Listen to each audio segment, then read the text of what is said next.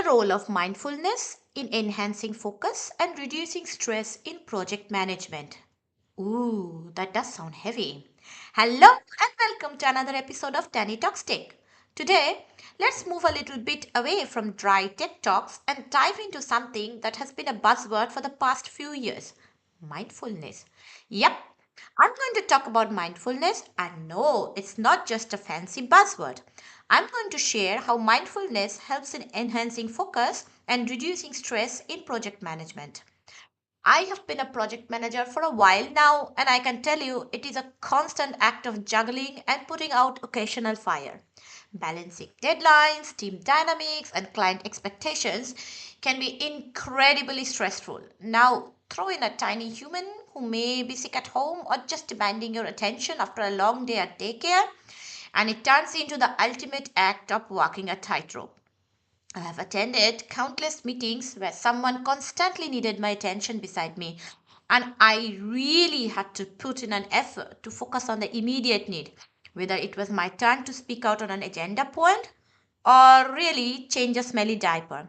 I think mindfulness has really helped me to improve focus, make better decisions, and reduce stress levels. So, let's talk about how this practice can transform the way we manage projects. Now, what is mindfulness? Oogie boogie. At its core, mindfulness is the practice of being present in the moment, fully engaged with what you are doing, and aware of your thoughts and feelings without judgment. It involves techniques like deep breathing, meditation, and mindful observation. By incorporating mindfulness into our daily routines, we can cultivate a state of awareness that helps us navigate the complexities of project management more effectively. Enhancing focus. One of the primary benefits of mindfulness is its ability to enhance focus. In project management, staying focused on tasks amidst constant interruption is crucial. Here are a few mindfulness techniques to boost concentration that I apply. 1. Breathing techniques. Take a few minutes to focus on your breath, and that can really calm down your mind and improve clarity. Often, after a stressful meeting, I will just shut everything down mentally, take my glasses off, and take a deep breath. It really manages to reduce my cortisol level. When I'm working from home, I usually just go outside. I'm blessed to have a garden, and I take those 5 minutes to deeply breathe while looking at my plant babies. When I did not have a garden, I would simply just look out of the window. At work, I just take a quick walk to the bathroom or just quick a walk around and come back. Mindful breaks. Instead of scrolling through your phone during breaks, try mindful walking or stretching. Pay attention to your surroundings and sensations. This is hard to follow in the beginning though. I always go down the rabbit hole of mindless scrolling. My father in law, on the other hand, is very disciplined about it. He always uses his lunch break to go for a short walk. I take my lunchbox with me, and the temptation to scroll while eating is really, really high. When I discipline myself to eat quickly and then take a short break or have a light lunch but reserve the time for some walking, it just gives me a better sense of calm and I can focus back on work in the second half after lunch break really better. Single tasking. Multitasking can lead to decreased productivity. Practice focusing on one task at a time. Give it your full attention. But I know, this advice is so easy to preach and so difficult to follow, especially when there are 1,000 urgent tasks spilling out. No amount of Eisenhower matrix is helping to manage them, or a toddler is standing beside you with their karaoke mic singing at the top of their voice. Forget work. When I'm doing chores and cutting veggies to cook, I remember, oh, this cutting board is not clean, which reminds me that that bowl needed to be washed, which reminds me to the dishwasher that should have been emptied like yesterday, to the never-ending pile of laundry that needs to reach the next level of laundry promotion. It's all washing. It's like doing and doing and doing. I recently saw on Instagram a very interesting meme that said, you know what infinity loop is? The constant loop of cutting, prepping, cooking, washing, cleaning, just doing it all over again. Mamas and also papas, try not your best not to judge yourself harshly if you fail. Do try. Then, reducing stress. We project managers, we often face high pressure situations, and mindfulness can help in maintaining composure and resilience. I have actively reduced my response to stress using mindfulness as a tool. Here are a few techniques that are highly recommended, but remember, it is not easy to follow through with them. But if you can choose at least one practice and stick to it, it will create great improvement. One is a meditation. Regular meditation practice can reduce stress hormones and promote a sense of calm. I am Indian, so I come from a culture of meditation, connecting with the inner self. However, living in Europe and working here with a kid, it is not always easy to connect with one's inner self and take things slowly and breathe in. But I do try to force myself to take 5 minutes. Initially, it was really hard, and I had to force myself to do it every morning, and slowly it has become a routine, and it does wonderful to anchor and the start of the day and starting the daily turbulence that begins with oh this that deadline, oh my god, drop off. It is just mostly 5 minutes for me right now, and I make sure to take those 5 minutes for myself. Another technique is body scans. This involves paying attention to different parts of your body, releasing tension, and promoting relaxation. I don't really do it. What I try to do is practice yoga at least once or twice a week for at least 45 minutes. And while doing it, I pay really good attention to my body and my muscles. I have been a dancer all my life. And when I had to take down my exercise, my stretching, my fitness a whole lot lower because of obvious reasons, having a baby and trying to manage work and baby everything, I realized that I am more acutely aware of my body and my muscles now than I was before when I took my body for granted actually. And so now I pay more attention to which part of my body needs my attention. Sometimes it's my hips, sometimes it's my lower back, sometimes it's my feet. And sometimes it's a deep stretch, and sometimes it's just 10 minutes of savasana where I just lie down on the floor. And that is when you do this body scan. You imagine the bottom of your feet and you imagine each and every part of your body and put in a sense of calm in you and just give yourself this 10 minutes. It is very hard. Believe me, I know. I have a very demanding job and then I have some more at home. But please try to see if you can manage at least 2 times a week to get this 30 to 45 minutes for yourself. It does wonderful in reducing stress. Another option is the mindful reflection. At the end of the day, take a few minutes to reflect on what went well and what could have been improved.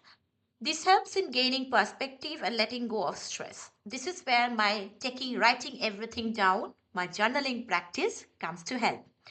I honestly thought when I had my baby, I wouldn't find time for journaling, especially when I ever started working again. But to my surprise, the journaling actually turned into my lifeline. Journaling, bullet journaling, it is my favorite topic, and I have written a lot of blog posts on in both of my websites. So if you want to read a little more on this topic, hear a little more on this topic, just visit my website, which is www.tannishtaroy.com, or you can also visit my stationery website, which is www.danceofchaos.com, and you can read all about it. Now let's talk about how mindfulness can actually significantly improve your decision making skill. How? Because it makes you a lot more self-aware, and it helps with emotional regulation. When we practice mindfulness, we become more attuned to our thoughts and emotions, allowing us to recognize when we are reacting impulsively due to stress or frustration, or when we are logical. And this is how we can pause and consider our responses more carefully, and that can lead to really taking good decisions. For example, mindful listening technique or observation techniques are very useful in this case. Mindful listening involves fully focusing on the speaker without interruption or letting our thoughts wander. We have all been there. This helps in gathering all necessary information before making a decision, ensuring that we have a comprehensive understanding of the situation. Similarly, mindful observation encourages us to pay close attention to our surroundings and the details of the task at hand, which can improve and provide valuable insights that might otherwise be overlooked. By approaching problems with a clear and composed mind, we are better equipped to weigh the pros and the cons of different options and make decisions that are in the best interest of the project and the team. This approach not only improves the quality of our decisions but also fosters a more collaborative and supportive work environment. I always take my 5-second deep breath, as I said, before I have to make a tough decision. Sometimes, when I'm annoyed or agitated or frustrated at something and wish to retort, I use the reflections technique. I draft something, for example, but I do not send it. I reflect on it. After the heat of the moment, I always modify my response. This helps me to give a logical response and also de escalate certain situations. I have a senior project leader colleague who is so calm when decision making. Like, you are really impressive skill, and she has been handling this multi-million euro very complicated project for the last few years, and she somehow still manages to take the most and the best decision for the project. She's a role model to me in how she handled the tense situations, always calm and composed, and always manages to de-escalate the situation. On one particular instance, one of our mutual colleague got really frustrated at us for some demand which at on paper really seemed impossible. I have to say, we had to attain certain goal with an impossible timeline. There may or may not have been also miscommunications. And I still remember my colleague, she walked into the difficult discussion. It was a Teams discussion, so it was virtual discussion. And I said, can I just pull you in this meeting? I think I need your support on this topic. And she just calmed them down. She listened to what they were trying to communicate. She interpreted that and she calmly formulated a plan which comprised of the next steps. And this created a much seamless cooperation from the side of our colleague, and they went above and beyond to make it happen, and we did manage to hold on to the deadline. And it was a true marvel of mindful listening and better leadership. I have so much to learn from her. I really do. Now, how mindfulness can increase better team dynamics. Moving on from exactly this point where I just said how my senior project leader, she managed to create an amazing work situation out of which could have been a really frustrating and potential conflict arising situation. Mindful meetings. Starting a meeting with a calm and focused tone really helps. And I have seen her, no matter how much stress she is under, she always starts any meeting with a very calm and focused tone, very factual, even though I know it is so hard and the pressure is so intense. I don't know how she does. I have probably she takes a few minutes of deep breathing or short guided meditation, but however she does it, she does an amazing thing, and I'm so lucky to learn from her. For me, I just take my 5 milliseconds of deep breath before going into any difficult situation, any difficult discussion and a meeting, so that I'm centered and my mind is cleared and I can be fully present for the discussion ahead. Active listening. Active listening involves fully focused on the speaker without interrupting and acknowledging their contributions. This not only shows respect but also ensures that everyone feels heard and valued. It can lead to more effective communication and a stronger sense of team cohesion. Empathy and compassion. Encouraging a culture of empathy and understanding is crucial. And when your senior project lead does that, or when you as a project lead you do that, then it fosters a culture of empathy and understanding. Mindfulness helps in recognizing and addressing these emotions of the team members, leading to stronger relationships. When team members feel understood and supported, they are more likely to collaborate effectively and contribute positively to the team. Now, let me talk about a few practical steps to incorporate in mindfulness. Integrating mindfulness in the project management practices don't really require a complete overhaul. I have already talked about how I do it, so let me just summarize them. Have a morning routine. Begin your day with some sort of small exercise. For me, My mornings are really, really short because I'm not an early riser. So it's just my 5 minutes of meditation, followed by coffee on my home office days or on my in office days. I just am packing my food for my office before I leave. Schedule breaks, take breaks like after a long difficult meeting, just go for a small short walk. Human mind is not a program to listen to continuously work at optimal speed for like longer than 60 to 70 minutes. So try to take a just 5 minutes gap after every hour. Mindful transitions. Use the moments between tasks or meetings to practice mindfulness. Again, take your deep breath. It really helps to center yourself. And it does help if you are not multitasking, but it is a very high ask. I know. I fail in that myself. Lastly, there are also mindfulness apps that can help you with guided meditation, mindfulness exercises. They can be a good starting point for someone to incorporate mindfulness into your daily routine. So, let me wrap the whole thing up by saying incorporating mindfulness into project management can lead to enhanced focus. It can reduce stress, it can create better decision making skills, and it can definitely improve your team dynamics. It is simple yet powerful tool that can transform the way we approach our work. Thank you for tuning into this episode of TanniTalkstech. I hope you found the discussion on mindfulness insightful and practical. Do reach out to me if you have some points or suggestions. Remember, mindfulness is a journey and it is not a destination. Start small, be consistent, watch for positive changes.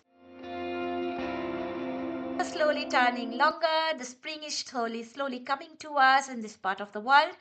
And I am very excited to start my outside gardening again. And so I would like to focus on gardening and how can gardening can benefit us in living in this tech heavy world and how gardening has helped me achieve better work life balance. And that would be some of the topics in my upcoming episode. So stay tuned and now have a nice evening.